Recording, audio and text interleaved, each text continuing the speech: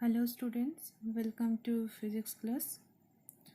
Today we discuss another one new topic of the second chapter, that is capacitor and capacitance. The second chapter name is electric potential and capacitance. So in last class we complete up to electric potential, the behavior of conductor inside the electric field. Okay, so now the second chapter, second topic, that is capacitor and capacitance. Capacitor and capacitance, these two are the different words. Okay, what is the difference between them? Capacitor is a device and capacitance its property, like resistor and resistance. In class 10 we studied the Ohm's law, and from Ohm's law we get the idea about the resistance. So resistance which resists the flow of electric current, and that device is called resistor. So resistor is a device and resistance is property. Similarly, capacitor is a device which stores the electric charges in the form of electrical energy, that means in electric field, and the capacitance is its property or its ability, how much electric charge is stored inside it. So the ability of the capacitor to store charges is called capacitance. Clear? So capacitor is a device, and the symbol of a capacitor like this. This is a two conducting plates separated by a very small distance. This is a symbol of capacitor, like resistance or resistor, like this way. Resistance, this is a capacitor, and its ability to store the charge, it's called its capacitance, like the resistance. Clear? So now the question is, the capacitor stored the charge, but how much charge it stored? Any limit is there, or the charge inside the capacitor always increases or always decreases, or a certain time it will be stopped? Now we discuss that one.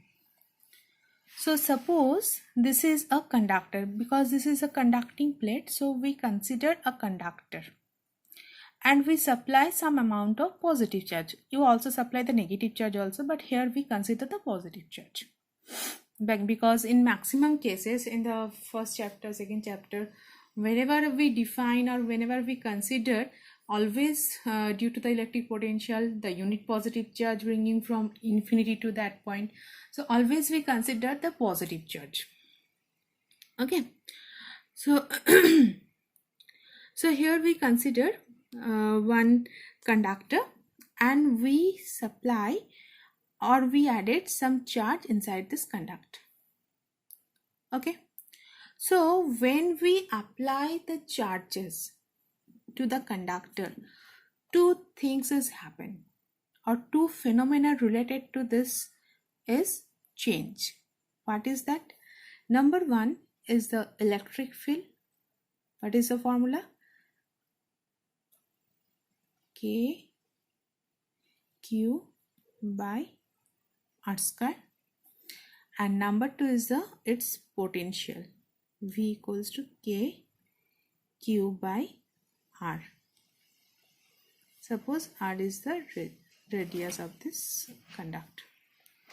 So because here from this two equation we can say that if Q increases, electric field also increases.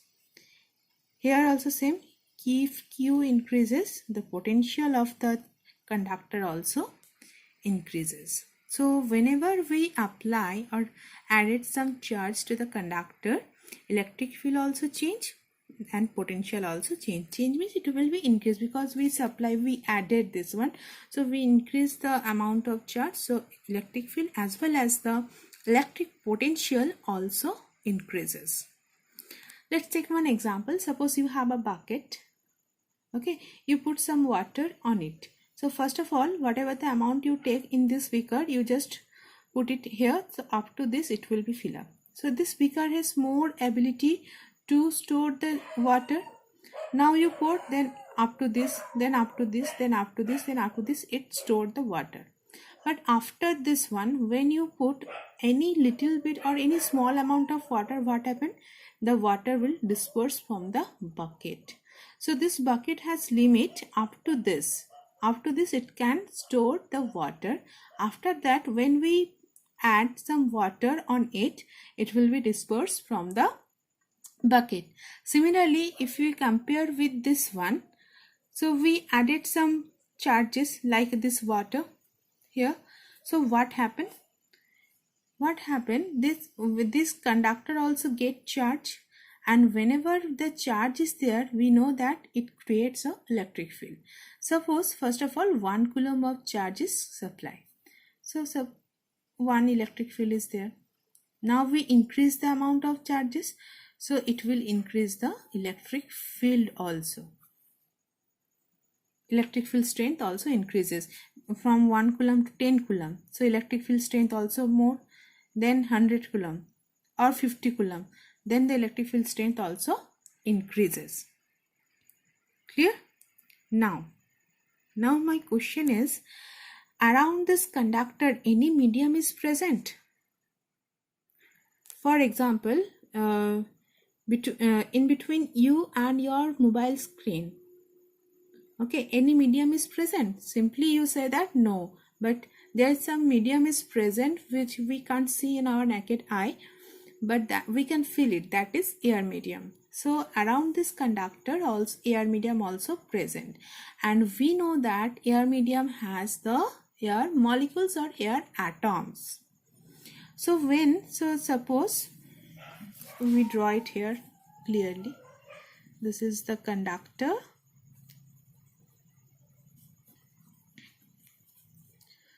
First electric field like this way, this way, this way.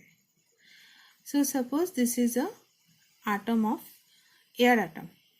Okay, atom molecules.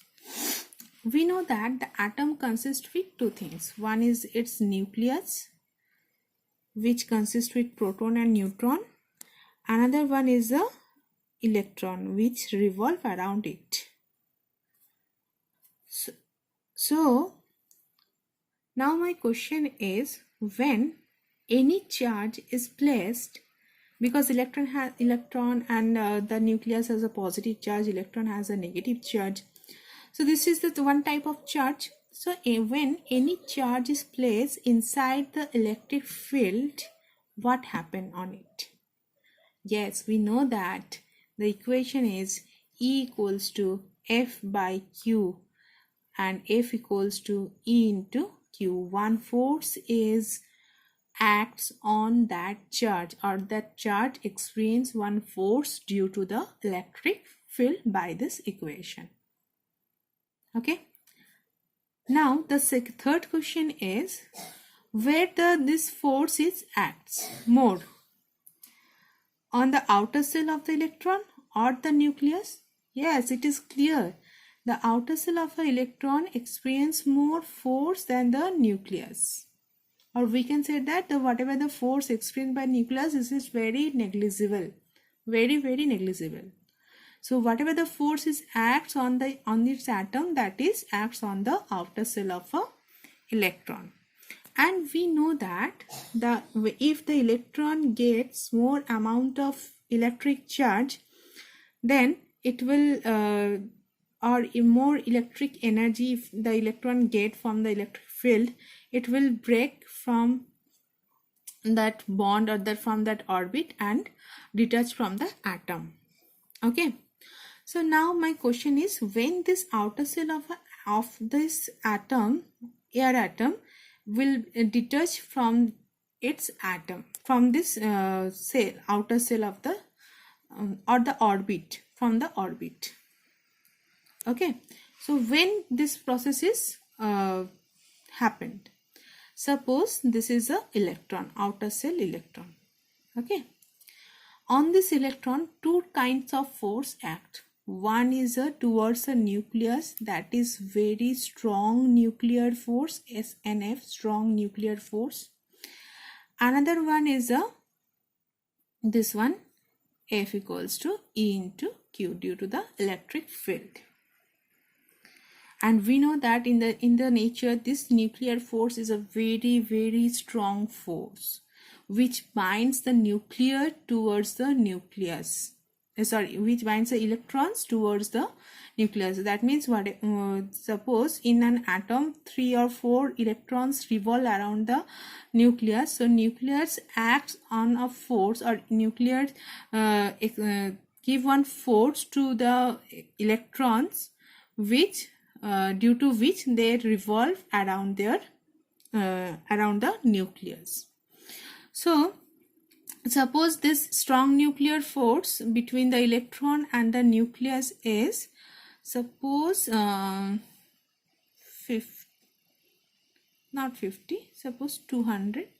Newton. Okay, and first of all, here you supply 1 coulomb of electric charge. 1 coulomb of electric charge. So the whatever the electric field is act, or the force is act on it, so this force is suppose 10 Newton. So this is very less force, so electron cannot detach from its atom. Now you increases. Now you apply the 50 coulomb. So now the force is suppose 50 Newton. Now it is also very less from S and F. Now you apply 100 coulomb. 100 coulomb. Now the force is 100 Newton. Still it is very less from the S and F. Now you increase this charge, and suppose this force is now 200 Newton. Now it will be equal to S and F. Okay, equal to S and F, but not more than the S and F. So still now electron cannot detach from its atom or from the outer shell. Okay. Now if we increase just one coulomb of charge, that means 201 coulomb of charge if we apply to this conductor. So now the force is here 201 Newton. Now which force is more? Yes, this force is more. So now electron gets some energy from this force and detach from its atom, or from the nucleus. So when the electrons is free from its atom, so it will be the electron. So when the electrons is move or detached from the atom, it will be positive. Okay, so it's clear. So it is for one particular air atom. So there is many air atom is there. Suppose this is also one electron is free from its atom. This is plus, this is minus, this is minus. Okay, so what is the name of this process? The separation of positive and negative charge. We know that this separation of positive and negative charge is called ionization. Ionization process. Or we can say that because after getting some amount of electric charge, the electric force is more than the strong nuclear force, so the electron detached from its atom. That's why this is called leakage process. This is called leakage process. So now comes to my question. The question is up to or how much charge is stored inside the conductor. So up to ionization process or the leakage process. If when ionization process or leakage process starts, that means the conductor does not, after this process, when this process is start, after that this conductor does not receive any amount of charge like this one. After this it will be fill up, that means this one 201 and 202. After that it will be dispersed from the beaker, so it cannot receive any water. Like this way, whenever ionization process or leakage process start, up to that the conductor received the electric charges, but whenever this process is start, it does not receive any electric charges. So from this we say that whenever the ionization process or leakage process start, the charge inside the conductor will be constant. And when charge Q is constant, the potential across the conductor also constant. Clear? So we say that now Q is proportional to V. We say that whenever we increase the charge, potential also increases. So when the ionization process or leakage process starts, the conductor does not receive any little bit amount of electric charge. That means the electric charge inside the conductor now constant. So the potential also be constant. So we can say that Q equals to V. Q proportional to V, or we can say that Q equals to C into V. Q equals to C into V. This C is called the proportionality constant, and C equals to Q by V. This is called capacitance, electrical capacitance.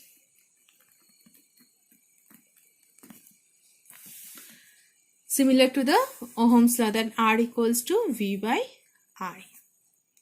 So if we compare with that equation, so the resistance does not depends upon the potential difference or the voltage and the current. On what factor resistance depends? This is your homework. Okay, you write in your comment box in what on the resistance depends upon which factors. You know that one. You also studied in class 10. Okay. Okay, the answer is R equals to, we know that, rho L by A. So resistance does not depends upon the volt and the current. Resistance depends upon the length and the area of cross section of a conductor. Similarly, this capacitance of a capacitor does not depends upon the charge and the potential. It depends upon the configuration of a conductor, the size of a conductor, its storage capacity of a conductor.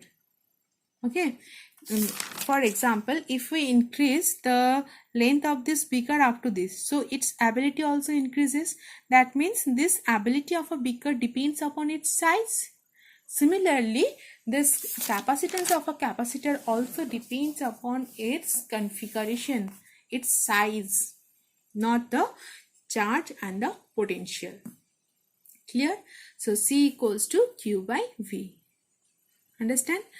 And this during this ionization process or the leakage process, when this electron get detached from its atom, in the air, in case of a air, this is called dielectric breakdown. Dielectric breakdown. And for air molecule, its value is 3 into 10 to the power 6 volt per meter. It is a very huge amount, not a small amount. 3 into 10 to the power 6 volt per meter. It's a very huge amount. Clear? Okay. So we get C equals to Q by V. Now let's talk about its unit. The unit of Q is 1 coulomb and volt is 1 volt. So 1 coulomb per volt, it is called 1 farad.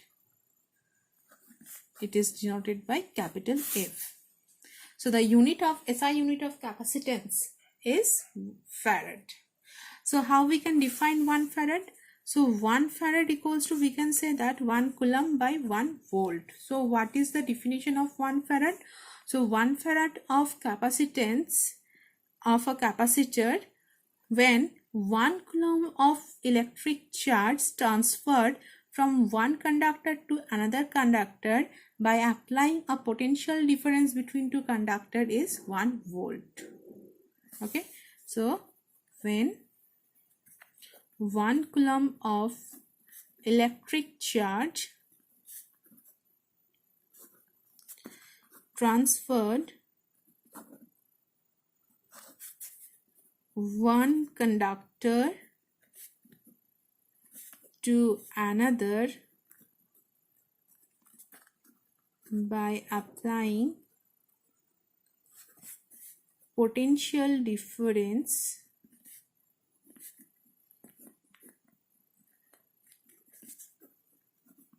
between them is 1 volt. The capacitance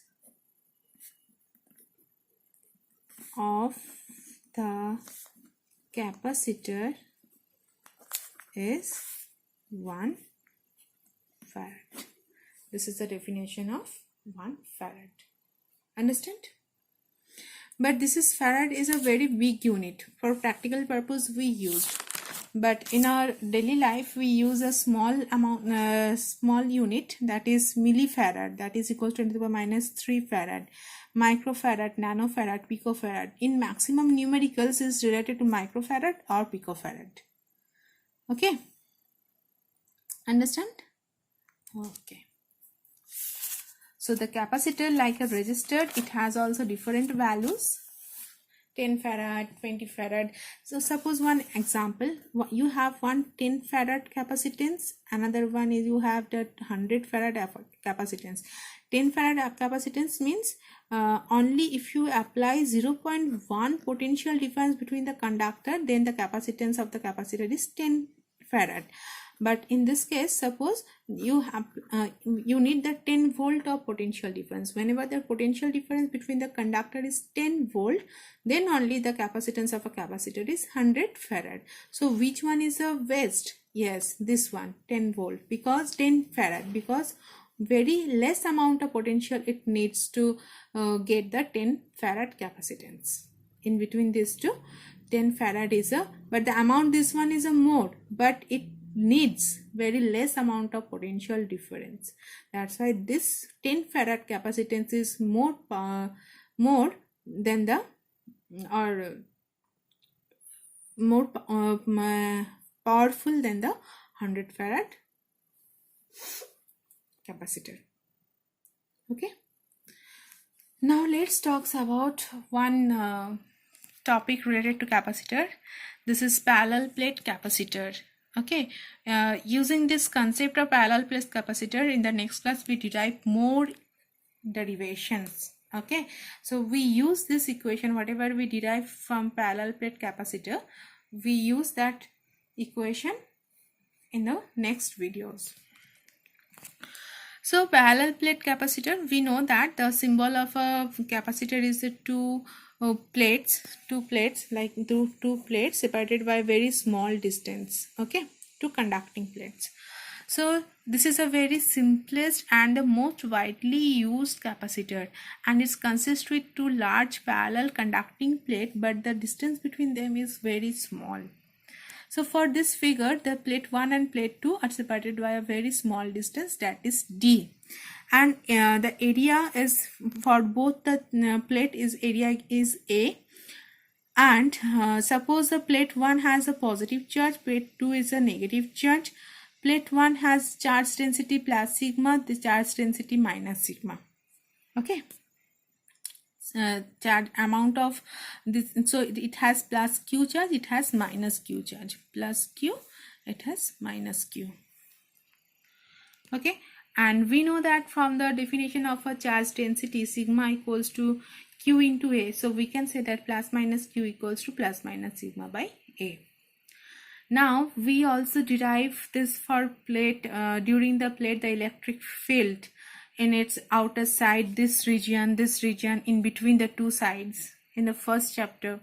Okay, so using that concept, here the outer region of the first plate, that means this side, and the lower region of a second plate, that means this side, the electric field is 0. But why? This is your homework. You can say in a comment box why the electric field is 0 in the outer region of a first plate and the lower region of a second plate. If you forgot this one, please see the first chapter last video. I think that is the last video. Okay, so the outer region of a plate 1 and the lower region of a plate 2, electric field is 0. So electric field exists only in between the plates, in between two plates. That means inner region between two plates. And because the distance of the two plates is very small, so the electric field in between them is uniform, positive to negative. Okay, so the net electric field, and because the electric field is uniform, so electric field due to the two charge plates we also added up. So the net electric field E equals to sigma by 2 epsilon naught plus sigma by 2 epsilon naught, that is equals to sigma by epsilon naught.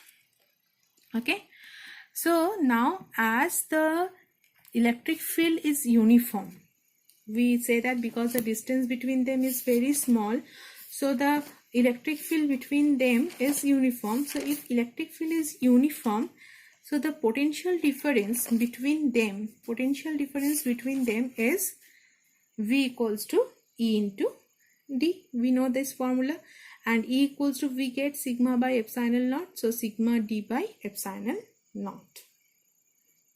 Okay, now capacitor, using this one, C equals to Q by V. So the capacitance of this parallel plate capacitor, C equals to Q by V. In place of V, we put this value, so we have Q epsilon naught by sigma D. And from here we can say that sigma equals to Q into A. So in place of sigma, we put this Q by A. Sigma equals to Q by A.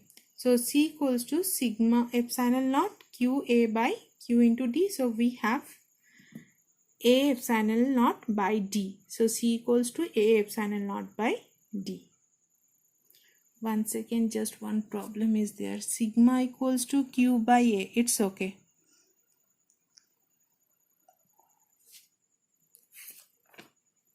Okay. So C equals to A epsilon naught by D. Clear? So in this video we say that we studied the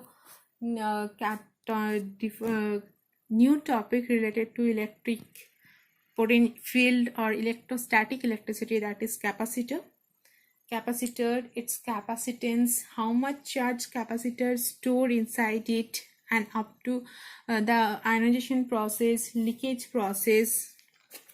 Okay, so and the definition of 1 farad and the parallel plate definition, the derivation of parallel plate capacitor, and the from that parallel plate capacitor we get the capacitance of a parallel plate capacitor, that is C equals to A epsilon naught by D.